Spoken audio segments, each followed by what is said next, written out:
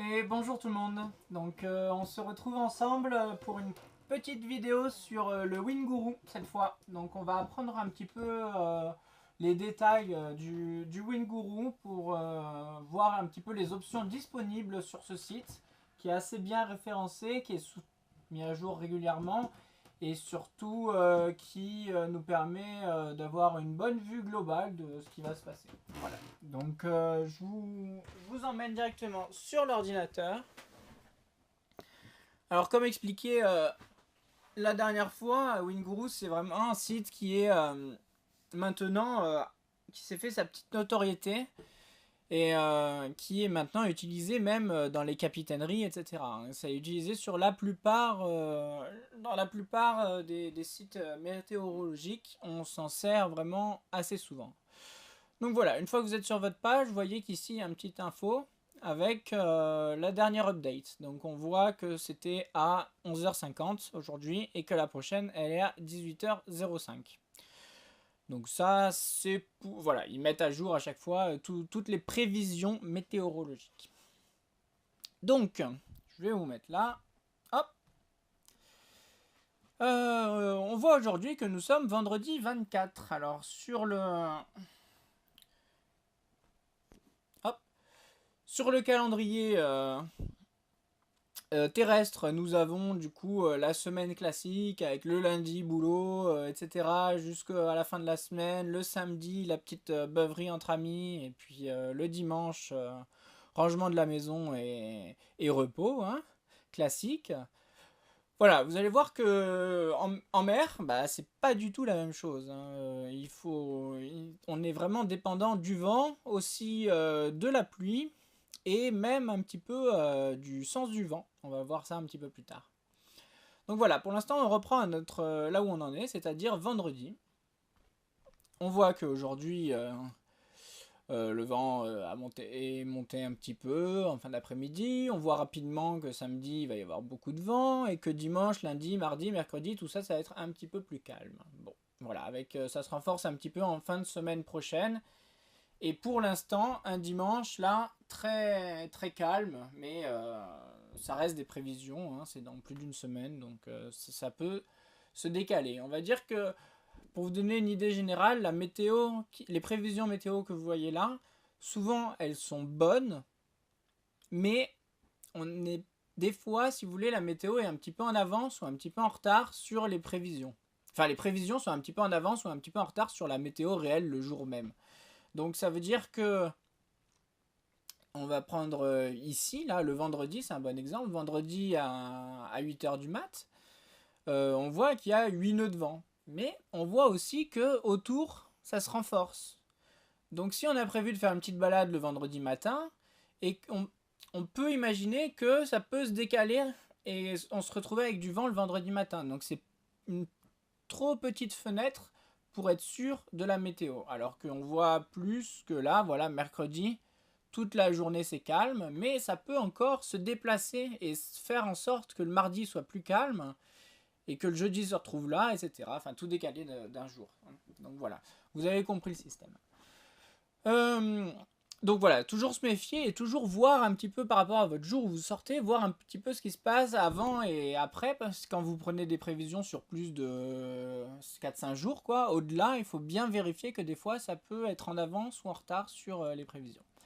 Alors, une fois que vous avez votre vent, ici, la première ligne, c'est donc le vent établi. Ce qu'on appelle le vent établi, c'est le vent constant. C'est le vent constant. Le vent en moyenne. Et en cliquant dessus, vous avez vu, on peut avoir une image un petit peu du forecast de ce qui va se passer.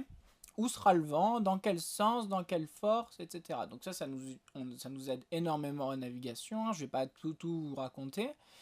Mais c'est vrai qu'il y a tous les détails qu'il nous faut pour savoir, juste en un coup d'œil, comment ça va se passer. On peut prendre un exemple pour le samedi, à 13h. On voit que c'est déjà le violet, il se rapproche. Nous, on est là où il y a le petit logo Winguru. Hop, on va prendre un autre moment. Voilà. Après, je vous en prends un autre comme ça. Vous voyez que là, c'est plus calme, etc. Donc ça nous permet d'anticiper un petit peu parce qu'on voit dans quel sens va le vent et donc on voit où est le vent. C'est tout simplement pour s'imager et voir où est le vent, où se déplace le vent dans le golfe de Gascogne. Est-ce qu'il va plutôt vers la Manche, vers les Anglais, ou est-ce qu'il part plutôt au large, ou est-ce que c'est un vent qui est vachement sud, hein, donc qui pousse vers le sud. Tout ça, c'est pratique de le voir avec ces petites images. Ça vous donne en plus, parce que juste un chiffre, vous voyez, un bon exemple, ouais, ça peut être pas trop mal, quoi. Parce que ici, vous voyez que c'est bleu, vous dites, ah, c'est une super journée et tout, mais si vous voulez aller là-bas, là, c'est la grosse baston, quoi. Donc, il faut faire très attention. Des fois, on peut être juste dans l'œil du cyclone. Et j'ai vu des fois où vraiment, chez nous, c'était bleu et que tout le golfe de Gascogne était violet, quoi. Donc, du coup, il faut faire assez attention, surtout si vous voulez aller loin. Bon, tout ça, c'est vraiment pour du côtier, hein, parce que une fois de plus, pour faire du hauturier, c'est des choses beaucoup plus poussées, beaucoup plus sérieuses, beaucoup plus avec des calculs beaucoup plus importants que juste jeter un œil sur la météo du jour. Voilà. En dessous, vous avez les rafales. Hein, donc on voit que ça peut aller, là par exemple il y a des belles rafales de 9 nœuds supplémentaires par rapport à la vitesse du vent établie, donc c'est des grosses rafales, donc ça veut dire qu'au niveau de la navigation ça va être costaud, le bateau va se mettre à agiter d'un coup, il va falloir être attentif, etc. Le pilote ne va peut-être pas forcément être au taquet, alors que là on n'a que 5 nœuds de différence avec des rafales à 5 nœuds c'est quand même plus calme, là des rafales à 4 nœuds, bon c'est quand même plus calme que des rafales de 10 nœuds, hein. Vous imaginez que le bateau d'un coup fait comme ça. Voilà. En dessous, on a la direction du vent. Donc, la direction du vent, c'est très important pour savoir, justement, pour définir le plan de nave au vent, hein, définir le plan d'eau, comme on appelle ça. Donc, il faut toujours qu'on parte dans la mesure du possible, partir au vent pour revenir vent arrière, hein, revenir au portant. On a la hauteur des vagues. Donc on voit que ici c'est toujours des petites vaguelettes, hein, parce que de toute façon ça dépasse rarement 1 mètre, parce que vous voyez ici là ça 1 mètre 1. Mais vu qu'on est dans un pertuis complètement protégé par l'île d'Oléron, du coup il y a très peu de vagues. Voilà, on a la période des vagues aussi, donc ça c'est plus la houle, hein, c'est pour savoir si les vagues sont rapprochées ou vachement éloignées, hein. Donc vous voyez que quand il y a du 18 c'est calme plat. Par contre quand il y a du 3-4, bon bah ça veut dire que toutes les 3-4 secondes il y a une vague, quoi. Donc du coup c'est quand même vachement rapproché, du coup ça va risquer de taper un petit peu plus en mer. La direction des vagues aussi, hein. Hop. Donc ça, hein, voilà, on peut regarder, on peut jeter un œil. La température extérieure, hein. Donc on voit qu'il y a une belle vague de froid qui est revenue et qu'il va recommencer à faire chaud d'ici le milieu de semaine prochaine. Voilà, et donc là on arrive aux couvertures nuageuses. Alors avant ça, je vais quand même vous montrer le graphe. Ah non, il y a les couvertures nuageuses avec. Donc je vais vous expliquer d'abord les couvertures nuageuses. Donc couverture nuageuse, vous avez les nuages qui sont hauts dans le ciel, en dessous vous avez les nuages qui sont moyens dans le ciel, et les nuages qui sont bas, qui sont juste au-dessus de notre tête. Voilà. Et en dessous, le chiffre qui nous fait mal à chaque fois, c'est la précipitation. Donc quand il y a écrit quelque chose, c'est qu'il va pleuvoir. Quand il y a écrit moins de 1, c'est qu'il va y avoir des averses. Et quand il va y avoir écrit 3,1, c'est qu'il va flotter sur la tête. Donc c'est important de savoir quand c'est qu'il va nous flotter dessus. Une fois de plus, quand vous regardez les couvertures nuageuses, vous pouvez cliquer dessus et vous faire un petit aperçu de où sont les nuages, où vont les nuages, et... Ah non, c'est les mêmes. Ah non, excusez-moi. Donc il y a les nuages là, mais là c'est les précipitations. Donc en fait on voit que là il pleut, il flotte. Voilà, là il flotte aussi. Là il flotte aussi. Voilà, on voit à peu près où c'est qu'il flotte. On va voir ici par exemple. Vous voyez, tout ça c'est les précipitations qui sont dessinées. Donc on peut s'en écarter aussi et les anticiper pour s'en écarter. On voit ici le graphe donc. Donc là ça nous donne une vue d'ensemble peut-être un peu plus globale, un coup d'œil un peu plus rapide, hein, chacun fait comme il veut. On voit bien que là, il va y avoir du vent rapidement avec les rafales qui sont le trait au-dessus. Le trait noir, c'est le vent établi. Les petites flèches, c'est la direction du vent. Les petits chiffres, c'est la force du vent. Voilà, et tout ça sur l'échelle Beaufort. Donc on voit que là, il y a un nœud, deux nœuds, trois nœuds, quatre nœuds, six nœuds. Et là, ça va... pardon, échelle force 7, force 6, force 5. Donc on voit que force 7, ici, là, ça va être la grosse baston au niveau des rafales. Et les rafales à force 7, c'est quand même pas mal, avec un vent établi, force 5. Donc voilà. Après, on peut avoir vite fait un coup d'œil sur... je crois que ça, c'est la période des vagues. Donc on voit qu'ici elles seront plus calmes, la mer sera plus calme et la mer sera plus agitée ici. Et la direction des vagues, voilà, avec la hauteur des vagues. Donc on voit que c'est toujours... voilà, on voit que en fait quand ça se rapproche, quand les deux traits sont bien écartés, c'est que la période et les vagues sont petites et donc du coup qu'on a une mer calme. Et quand elles sont très rapprochées, ça veut dire que d'une, on a des vagues assez régulièrement et en plus elles sont hautes. Donc souvent c'est là où vous voyez que c'est là où il y a le vent, ça va avec. Et pareil, couverture nuageuse, donc là on voit là, les nuages moyens, hauts et bas. Et en bas là, les petits traits là comme ça, c'est la pluie, les précipitations. Voilà, avec la température, les petits ronds jaunes. Voilà, voilà. Donc ça peut être déjà un petit aperçu. Et après, on a voilà, la journée en plus détaillé. Donc là, vous voyez que ici, c'est toute la journée de samedi. On a quasiment un relevé par heure. Un relevé par heure et... Ah non, on peut pas avoir le truc pour ça. Mais voilà, donc vous voyez, quand c'est... Voilà, ça va que jusqu'à dimanche. Hein. Il n'y a pas les 10 jours comme sur là-dessus. Là, voilà, vous avez une dizaine de jours, une grosse semaine. Alors que ici, vous avez que 2-3 jours, mais au moins ils sont bien détaillés. Donc quand le jour est venu, hein, la veille au soir, vous regardez un peu en bas. Comme ça, vous avez vraiment, vraiment une bonne idée de est-ce que à 18...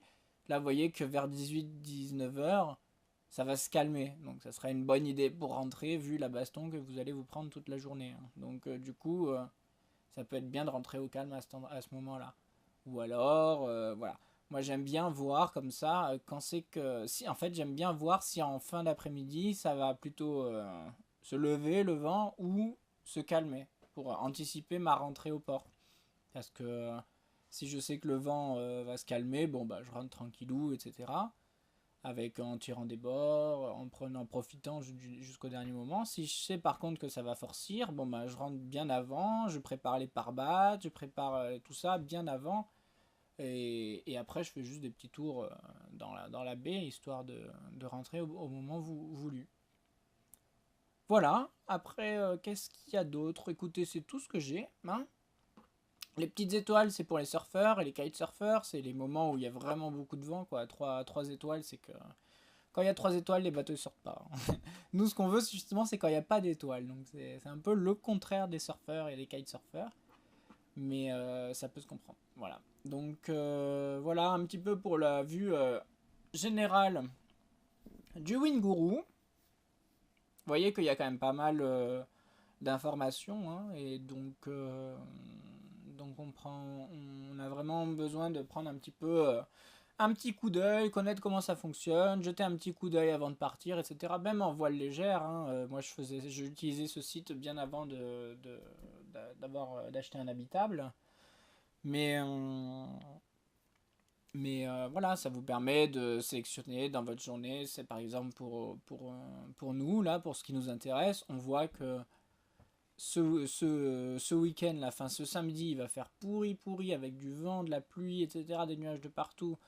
Donc on va préparer notre navigation à ce moment-là, hein, parce que nous on a une grosse navigation qui se prépare, donc on va le faire ici, on va bosser toute la nave à ce moment-là.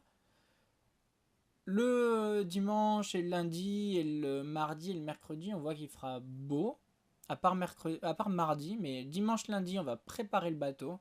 Les dernières choses que j'ai à voir, finaliser cette histoire de riz, finaliser toutes les petits détails que j'ai à faire avant de partir. Mardi, on verra encore les derniers détails, peut-être faire l'avitaillement et tout, parce qu'on voit qu'il va flotter, donc ça sera pas terrible de rester sur le pont à préparer le bateau. Et il est fort probable que mercredi on parte du coup. Et comme ça, si on décale, on a encore le mercredi, le jeudi ou le vendredi.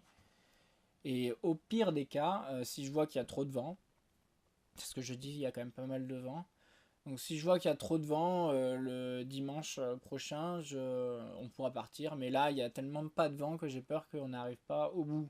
Hein, parce que là, c'est vraiment rester planté au milieu de la mer. Et même si vous restez planté à dériver au milieu de la mer pendant 24 heures, je ne pense pas qu'on arrive au bout de notre périple. Voilà, bah écoutez. Du coup, bah, je vous retrouve là, dans pas longtemps, dans quelques jours, pour préparer cette navigation ensemble avec un peu de carto, un peu de calcul voilà, léger des courants, etc. Parce qu'en fait, j'ai réfléchi, vu qu'on va partir avec le moins de vent possible et que là, à ce moment-là, il y a de gros coef. Donc, qui dit gros coef dit grosse amplitude de la marée et du coup dit fort courant. Parce qu'il y a beaucoup d'eau qui se déplace, donc ça fait des gros courants. Donc, ce qu'on va faire, on va céder du courant on va définir notre trajectoire par rapport au courant. Parce que quand il n'y a pas de vent, bah, le courant, c'est lui qui vous fait dériver, si vous voulez. Donc quand il y a peu de vent, on va dire, le courant a plus d'importance que là, quand il y a beaucoup de vent, vous tracez quoi qu'il arrive, quoi. Là où vous voulez. Donc du coup, voilà, on va faire un petit exercice là-dessus. Moi, voilà, je vais découvrir un petit peu ça avec vous en même temps. Hein. On va faire au mieux. De toute façon, c'est une petite traversée hein, qui, avec beaucoup de vent, ça prend quelques heures. Nous, ça va nous prendre, je pense, une bonne journée. Mais c'est pas très loin. On part pas très loin des côtes, mais ça reste quand même une grande traversée. Donc voilà, on va faire un petit début de carto. Et la première chose à faire, c'est de voir quand c'est qu'on va partir en analysant votre Winguru. Voilà. Bon, écoutez, bah, j'espère que ça vous intéresse. Et puis, on va finaliser tout ça. Voilà. Et puis, je vous dis à bientôt. Et pour des vidéos un petit peu plus carto et préparation de navigation qui seront très intéressantes à faire pour moi et à voir pour vous. Et puis, voilà. Je vous embrasse. Je vous dis à bientôt. Ciao, ciao.